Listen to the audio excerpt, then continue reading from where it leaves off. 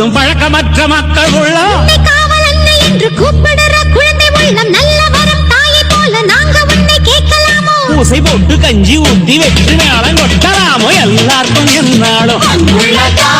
திரிசூலம் கையெந்தும் புவியாடும் மாத்தாவோ முக்கண்ணன் மனையாளோ எழகிட்ட மென்மேலும் அன்புள்ள